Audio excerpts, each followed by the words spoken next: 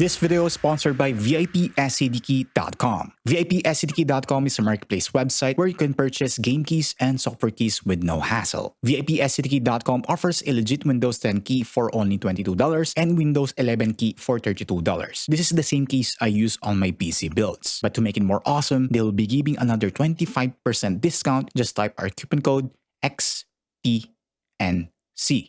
to get it for only $16 for Windows 10 key and $23 for Windows 11 key. You now have your legit Windows 10 or 11 key license all set, but in a more affordable price. If you're in the Philippines, purchasing is very easy. You can use PayPal or Maya. Visit VIPSCDK.com now. I'll put the link in the video description below. So thank you VIPSCDK.com for sponsoring this video. It's the month of December na naman. Syempre, it's also the time that we have some extra money. If you're thinking about building a brand new gaming PC, we've got a setup for you featuring the powerful AMD Ryzen 7 9800X 3D, the X870E Aorus Master Motherboard, and the Gigabyte RX 7800 XT Gaming OC 16G graphics card, along with some other Gigabyte or Aorus products. In this video, we'll walk you through our part choices and share some gaming benchmarks to give you a clear idea of the performance ng build nito. So let's go straight to our CPU. Dito, we'll use the AMD Ryzen 7 9800X 3D CPU, which probably is currently one of the best gaming CPUs sa ngayon. With its second-gen 3D V-Cache technology, it promises improved gaming performance compared to the previous generation 3D V-Cache chips. Meron din itong integrated GPU, fully unlocked na, so it means it is overclockable and meron maximum boost clock speed of up to 5.2 GHz. Next is the motherboard. We'll use the X870E Aorus Master Gaming Motherboard. This one supports AM5 CPUs such as Ryzen 9000, 8000, and 7000 series CPUs. It also features the X870E chipset, which is currently the highest tier among AMD's current chipset lineup. It also supports the latest gen hardware like PCIe Gen 5 for both the graphics card and storage devices, as well as DDR5 memory with eXPO. Sa design, there's a combination of gray and black in its color scheme. There are plenty of heatsinks like its VRM Thermal Armor Advance and M.2 Thermal Guard XL. There's also the I/O Zone Aorus lighting, which enhance the design, as well as the UD or Ultra Durable PCIe power, memory, and M.2 slots for added rigidity and improved performance. Other features include 16+2+2 phases power stage, easy features like M.2 Easy Match, Easy Latch Plus 4 PCIe, and M.2 slots for quick release and screwless design, Wi-Fi Easy Plug at iba pa. Connectivity options, there's a 5 Gigabit LAN, Wi-Fi 7, and also dual USB 4 Type-C, which features speeds up to 40 gigabits per second. By the way, I unboxed both the CPU and the motherboard in the previous video where I also explained some other features, so in case you want to see it, check nyo na lang dito sa channel. And for our graphics card, which is the star of this video, we have the Gigabyte Radeon RX 7800 XT Gaming OC 16G GPU. Powered by AMD's RDNA 3 architecture, it features 16GB of GDDR6 256-bit memory interface, along with frame generation technologies, AI accelerators,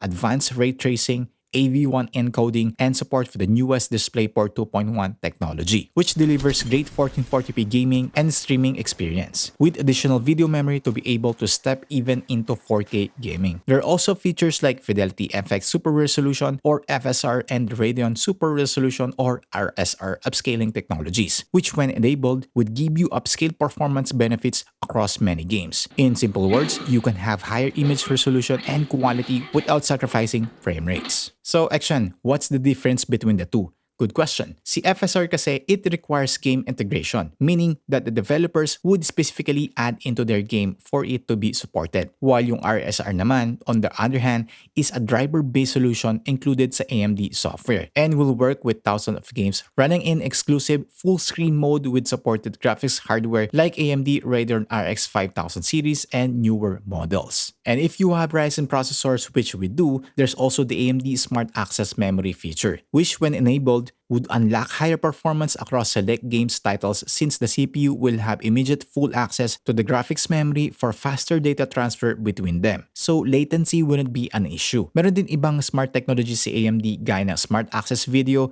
which helps with the video-related encoding and decoding tasks. At marami pang iba which could be used if you have Ryzen CPU and a Radeon GPU combo. For the card itself naman, it features Gigabyte's Windforce cooling system, which has three 90mm unique blade fans that are alternate spinning to help reduce turbulence and increase air pressure, along with 7 composite copper heat pipes and a large copper plate that directly touches the GPU. Meron din itong 3D active fans and screen cooling, all of which together provide high-efficiency heat dissipation. It also has a protective metal backplate, dual BIOS with OSI and silent profiles, and power indicator LEDs on the PCIe power ports. May boost clocks ito na up to 2,565 MHz and a game clock speeds of up to 2,254 MHz. And for the memory, we'll be using the Kingston Fury DDR5 32GB kit running at 6,000 megatransfer per second. And then for our storage, we have here the Aorus Gen 4 7000 SSD 1TB, which has sequential read and write speeds of up to 7,000 megabytes per second and 5,500 megabytes per second respectively.